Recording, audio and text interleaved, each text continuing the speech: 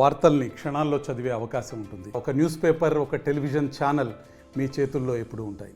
Manual surgery నుంచి robotic and advance DaVinci robotic surgeries వరకు వచ్చింది. అయితే ఇప్పుడు ప్రెసెంట్ ఈ డావిన్సీ ఎక్స్ రోబోటిక్ సర్జరీ అనేది మన కిమ్స్ లోనే అవైలబుల్ ఉంది. అసలు ఆ రోబోటిక్ అడ్వాన్స్ టెక్నాలజీ ఎలా ఉండబోతుంది ఏంటని డాక్టర్ తెలుసుకున్నాం. విమలాకర్ గారు చెప్పండి, ఈ అడ్వాన్స్ డావిన్సీ ఎక్స్ రోబోటిక్స్ ఎలా ఉండబోతుంది, ప్రీవియస్ రోబోట్స్ పోల్చుకుంటే ఇది ఎలా ఉండబోతుంది? ఉన్న రోబోటిక్ సిస్టమ్స్ లో ఇది నిజంగా అడ్వాన్స్డ్ సిస్టమ్. ఇప్పుడు ఇండియాలో ఉన్న రోబోటిక్ సిస్టమ్స్ లో అడ్వాన్స్ సిస్టమ్.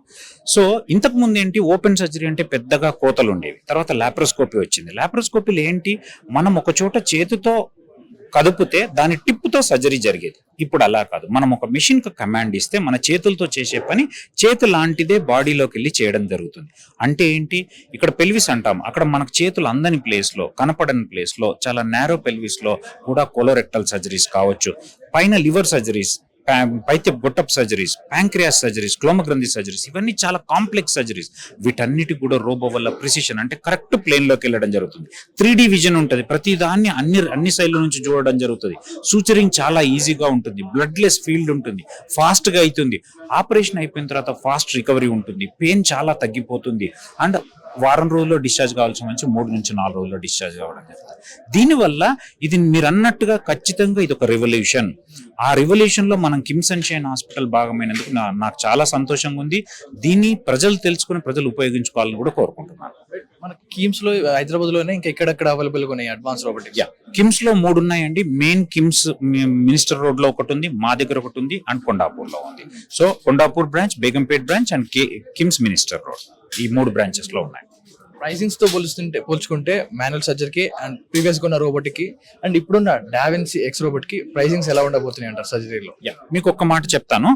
మీరు ఓపెన్ సర్జరీలో మనిషి చేసేది ఏ ఇన్స్ట్రుమెంట్, తక్కువ ఇన్స్ట్రుమెంట్స్ వాడతాం. లాప్రోస్కోపీలో లాప్రోస్కోప్ సెట్ వాడతాము, దానికి కొంచెం కాస్ట్ ఉంటుంది. అది కాక రోబో అనేది కాస్ట్లీ, దీనివల్ల కాస్ట్ యాడ్ అవుతుంది అనే నోషన్ ఉండడం చాలా కరెక్ట్. కానీ ఓపెన్ సర్జరీలో 15 రోజుల్లో డిశ్చార్జ్ అయ్యే మనిషి, లాప్రోస్కోపీ సర్జరీలో వారం రోజుల్లో డిశ్చార్జ్ అయ్యే మనిషి ఇది 3 నుంచి 4 రోజుల్లో డిశ్చార్జ్ అవుతుంది. అంటే హాస్పిటల్ స్టే, మందులు, ప్రాబ్లమ్స్, వాటన్నిటిలో మనం తగ్గించుకొని ఆ కొంచెం కాస్ట్ ని దీనికి యాడ్ చేసుకుంటే అంతే లాప్రోస్కోపీలు అయ్యే అంతే ఖర్చుతో మనం రోబోటిక్ తో ది బెస్ట్ సర్జరీ చేయగలుగుతాం.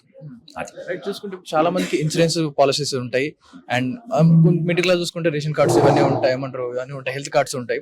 ఇవన్నీ కూడా దీనికి వర్తిస్తాయి అంటారా? ఎప్పుడు వర్తించే? ఖచ్చితంగా. ఆల్మోస్ట్ ఇప్పటికే చాలా మంది 80 to 90% of insurance companies accept చేయడం జరిగింది. వాళ్ళందరూ మనకు ఇన్సూరెన్స్ లో క్లియరెన్సెస్ ఇస్తున్నారు. ఇంకా కొన్ని కంపెనీస్ ఇంకా ఇయ్యలేవు. వాటికి డావిన్సీ వాళ్ళ సైడ్ నుంచి, అంటే ఇంట్యూటివ్ కంపెనీ సైడ్ నుంచి దే ఆర్ ట్రయింగ్. అది కాకుండా గవర్నమెంట్ సిస్టమ్ లో CGHS, EHS ఇట్లాంటి ఏవైతే ఉన్నాయో అవి ఇంకా యాక్సెప్ట్ చేయలేవు. ఖచ్చితంగా ఆ రోజు కూడా త్వరలో 1 నుంచి 2 ఏళ్లలో వస్తుందని నేను ఆశిస్తున్నాను.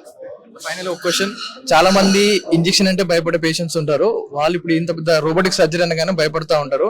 సో వారికి ధైర్యం చెప్పాలంటే ఒక మాటగా ఏం చెప్తారు? సో ఒకటి, భయపడొద్దు అంటే వాళ్ళు ఇప్పుడు నీకు ఇంజెక్షన్ ఇవ్వాలి అంటే నీకు కాన్షియస్ ఉన్నావు, నేను చేసే పని నీకు తెలుస్తుంది. రోబోటిక్ లో ఎనీ సర్జరీలో ఫస్ట్ వాళ్ళు మత్తులో ఉంటారు. ఫస్ట్ పాయింట్, మత్తులో ఉన్నప్పుడు వాళ్ళు భయపడే అవకాశమే లేదు. అండ్ వాళ్ళకి ఇంకోటి ఏంటి, ఆపరేషన్ అయిన తర్వాత నొప్పి వస్తుందేమో అనేదే మెయిన్ భయం ఎవరికైనా. ప్రాణం పోయే అవకాశము, నొప్పి రావడం, ఈ రెండే కదా. ప్రాణం పోయే అవకాశాలు లేదా ప్రాబ్లమ్స్ వచ్చే అవకాశాలు దీంట్లో చాలా చాలా చాలా తక్కువ, నెగ్లిజిబుల్ అని చెప్పొచ్చు. నొప్పి కూడా నెగ్లిజిబుల్ అని చెప్పొచ్చు. కాబట్టి వాళ్ళు భయపడడానికి ఎటువంటి అవసరము లేదు, అవకాశము లేదు. ఇది కిమ్స్ లో ఉన్న వచ్చిన ది డావిన్సీ ఎక్స్ రోబోటిక్ సంబంధించిన పూర్తి వివరాలు. అంటే ఈ అడ్వాన్స్ రోబోట్స్ తో పోల్చుకుంటే, ప్రీవియస్ తో పోల్చుకుంటే పెయిన్ఫుల్ సర్జరీస్ ఉండేవి, కానీ ఇప్పుడు వచ్చిన ఈ అడ్వాన్స్ రోబోట్స్ చాలా క్విక్ గా రికవరీ అవుతూ ఉంటాయి. సో ప్రజలు కూడా దీని గురించి అవగాహన పెంచుకోవాలని ఆర్టీవీ తరఫున కోరుతున్నాం. చెప్పండి, ప్రీవియస్ గా మాన్యువల్ సర్జరీస్ తో పోలిస్తే అండ్ ల్యాబ్ సర్జరీస్ తో పోలిస్తే ఈ డావిన్సీ ఎక్స్ రోబోటిక్స్ తో ఎలా ఉండబోతుంది సర్జరీస్ అనేది? DaVinci X robot surgery is also ఒక మినిమల్ యాక్సెస్ సర్జరీ. అంటే చిన్న పోర్ట్స్తో, చిన్న హోల్స్తోనే సర్జరీ చేస్తాం. కాకపోతే లాప్రోస్కోపీ ఉన్నప్పుడు ఏంటంటే మనం ప్రతి ఒక్కటి ఇన్స్ట్రుమెంట్, మనం చేసే మూమెంట్ కానీ సర్జరీలో చేసే ప్రతి ఒక్క స్టెప్ ఇన్స్ట్రుమెంట్స్ అది మార్చుకొని తీసుకోవటాలు, చేయటాలు, కదిలించటాలు అండ్ ఒక లాంగ్ స్టిక్ ఉండి అదొక ఫల్క్రమ్ దగ్గర మ్యానిపులేట్ అవుతూ ఉంటుంది. సో ఎంతైనా పేషెంట్కి ఎంతో కొంత డిస్కంఫర్ట్ ఉంటుంది ఆ సర్జరీ అయిన తర్వాత. వెరేజ్ రోబోట్లో మనం ఆ పోర్ట్లో నుంచి ఎప్పుడైతే మనం ఫిక్స్ చేసేస్తామో దెన్ ఓన్లీ మనకి ఎక్కడైతే హ్యాండ్ ఎల్బో దగ్గర రిస్ట్ మూమెంట్ ఎలా ఉంటుందో మన చెయ్యిలానే ఉంటుంది robot. So it goes or around మన 360 degrees మూమెంట్ రావటం వల్ల సో పేషెంట్ కన్నది ఆ పోర్ట్ సైట్ కానీ లోపల కానీ పెయిన్ అన్నది చాలా తక్కువగా ఉంటుంది. మనం చేసే స్టెప్స్ ఆఫ్ సర్జరీ కొంచెం ఫాస్ట్ గా ఈజీగా డీపర్ ప్లేన్స్ కి వెళ్ళినప్పుడు ఈ రోబో మనం ఎటు కావాలంటే ఇటు మూవ్ చేయటం, ఎటు కావాలంటే అటు మూవ్ చేయటం, that 360 degree rotation of the movement ఉండటం వల్ల మ్యానిపులేషన్ అంటాం. అంటే ఏదైతే పోర్ట్స్ దగ్గర మన ఇన్స్ట్రుమెంట్స్ మ్యానిపులేట్ చేస్తాం, మ్యానిపులేషన్ తగ్గి రికవరీ టైం ఫాస్ట్ గా ఉంటుంది, పెయిన్ చాలా చాలా తక్కువగా ఉంటుంది. రికవరీ రేట్ ఎలా ఉండబోతుంది అంటారు? ప్రీవియస్ సర్జరీస్ తో పోలిస్తే డావిన్సీ రోబోటిక్ సర్జరీ తర్వాత రికవరీ రేట్ ఎంత ఫాస్ట్ గా పేషెంట్ రికవరీ అవ్వచ్చు?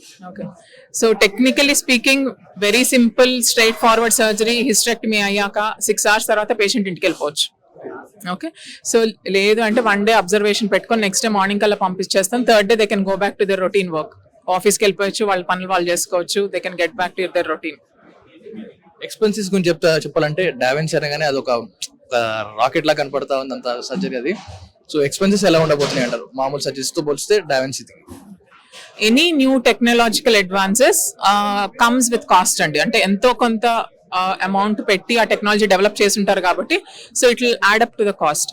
ఆ కాస్ట్ అన్నది పేషెంట్ కి ట్రాన్స్లేట్ అయ్యేటప్పుడు so it will divide and distribute. కాబట్టి రొటీన్ ఓపెన్ సర్జరీస్ కన్నా లాప్రోస్కోపిక్ సర్జరీస్ కొంచెం ఎంత కాస్ట్లీనో అట్లానే ఈ టెక్నాలజీ వాడటం వల్ల మనకి ఇంకొంత 1 lakh to 1.5 lakh మనకి ఎక్స్ట్రా కాస్ట్ అయ్యే ఛాన్సెస్ ఉంటాయి. సో దీనివల్ల ఈ కాస్ట్ ఎక్కడ కవర్ అవుతుంది మనకి? పేషెంట్ వెంటనే will go back to work కాబట్టి వర్క్ లూజ్ అవ్వరు.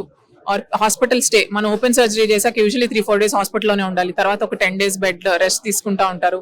ఇవన్నీ మనకి కాస్ట్ కటింగ్, లాంగ్ టర్మ్ లో చూసుకుంటే ఇవన్నీ కాస్ట్ కటింగ్ కింద. సో అది ఇది బ్యాలెన్స్ అయిపోతుంది. సో ఎంత టెక్నాలజికల్ అడ్వాన్స్మెంట్ రావటం వల్ల త్వరగా రికవర్ అవ్వటం వల్ల ఐ థింక్ ఈ ఫైనాన్షియల్ ఆస్పెక్ట్ అన్నది over a period next 4-5 years లో మనకి అది కూడా తగ్గి పేషెంట్ బర్డన్ కొంచెం ఫైనాన్సెస్ అనేది ఇంకా బెటర్ అవుతుంది మనకి ఇన్ ఫ్యూచర్. ఫైనల్ గా క్వశ్చన్, డావిన్సీ అడ్వాన్స్ రోబోట్ కాబట్టి ఉమెన్ సర్జరీస్ లో ఇది ఇలాంటి కీ రోల్ పోషించే అవకాశం ఉంది అంటే ఫాస్ట్ రికవరీ ఉంటుంది అన్నారు కదా, ఇలాంటి కీ రోల్ పోషిస్తుంది? ఉమెన్ సర్జరీలో ఎస్పెషలీ లైక్ హిస్టెక్టమీ, ఒవేరియన్ సిస్ట్లు, ఫైబ్రాయిడ్ రిమూవల్ అంటే గడ్డల్లో మయోమెక్టమీ అని అంటాం. సో ఇవన్నీ సర్జరీస్ మామూలుగానే అన్నిట్లో చేస్తూ ఉంటాం. ఎస్పెషలీ వన్ పర్టికులర్ డిసీజ్ ఏదైతే ఎండోమెట్రియోసిస్ అని అంటామో, ఈ ఎండోమెట్రియోసిస్ అనేది లోపల చాలా అంటే క్యాన్సర్ కానీ క్యాన్సర్ అంటున్నాం ఈ రోజుల్లో. సో లోపల పేగులన్నీ ఒకదానికొకటి అతుక్కుపోయి ఉండటం, గర్భసంచి వేరే వేరే ఆర్గన్స్ అతుక్కుపోయి ఉండటం, కిడ్నీకి పక్కన యూరిటర్స్ కి ఇట్లాంటి వాటికన్నిటికీ మనకి చాలా అతుకులు కనపడతాయి. ఇలాంటి అతుకులు ఉన్న సర్జరీస్ మనం ఓపెన్ సర్జరీ అసలు చేయటం చాలా డిఫికల్ట్. లాప్రోస్కోపీలో కొంతవరకు మనం క్లియర్ చేయగలిగి లాప్రోస్కోపీలో మనం క్లియరెన్స్ ఇవ్వగలుగుతున్నాం. కానీ లాప్రోస్కోపీలో కూడా ఉండే లిమిటేషన్స్ ని మనం రోబోట్ ద్వారా ఇంకా బెటర్ గా క్లియర్ చేయగలం. అంటే వీ కెన్ గో టు అన్ని ఒకదానికి అతుకులన్నీ అతుకుపోయినప్పుడు ఈ మధ్యలో ప్లేన్కి వెళ్ళి డ్యామేజ్ అవ్వకుండా, ఆర్గన్స్ కి డ్యామేజ్ అవ్వకుండా సర్జరీ చేయగలిగే ఆప్షన్ మనకి రోబోట్ లో ఉంటుంది. So for especially endometriosis, pelvic adhesions ఉన్న సర్జరీస్ లో ఈ రోబోట్ అన్నది చాలా బాగా హెల్ప్ చేసి సర్జరీ బెటర్ అవ్వటానికి, తర్వాత పేషెంట్ రికవరీ ఇమీడియట్ గా లేచి తన రెగ్యులర్ వర్క్ లోకి వెళ్ళిపోవడానికి అన్నది robot is gonna help us a lot. ఓకేనండి, థ్యాంక్ యూ. రైట్, ఇది కీమ్స్ హాస్పిటల్లో స్పెషల్ గా అంటే సర్జరీస్ కోసమే డావిన్సీ ఎక్స్ రోబోటిక్ తీసుకురావడం జరిగింది. పెయిన్ఫుల్ నుంచి, మాన్యువల్ సర్జరీ నుంచి ఇప్పుడు విముక్తి కలిగినట్టే కనబడతా ఉంది. సో పేషెంట్స్ కూడా ఎవరున్నా భయపడకుండా ఇప్పుడున్న అడ్వాన్స్ టెక్నాలజీ ఉపయోగించుకోవచ్చు. ఇలాంటి చాలా మంది సర్జరీస్ కంటే భయపడతా ఉంటారు, సో పెద్దగా కట్ చేస్తారు అని భయంగా ఉంటుంది. సో ఇప్పుడు వచ్చిన అడ్వాన్స్ టెక్నాలజీతో ఒక చిన్న 1 or 2 inches gap surgery whole చేసుకుని లోపలికి వెళ్ళిపోయి సర్జరీ చేస్తుంటుంది. ఇది డావిన్సీ ఎక్స్ రోబోటిక్ సంబంధించిన పూర్తి వివరాలు. మరిన్ని వీడియోస్ కోసం ఛానల్ ని సబ్స్క్రైబ్ చేయండి. లేటెస్ట్ అప్డేట్స్ కోసం వాట్సాప్ ఛానల్ ని ఫాలో అవ్వండి. ఆ లింక్ డిస్క్రిప్షన్ లో ఉంది. అదే RTV యాప్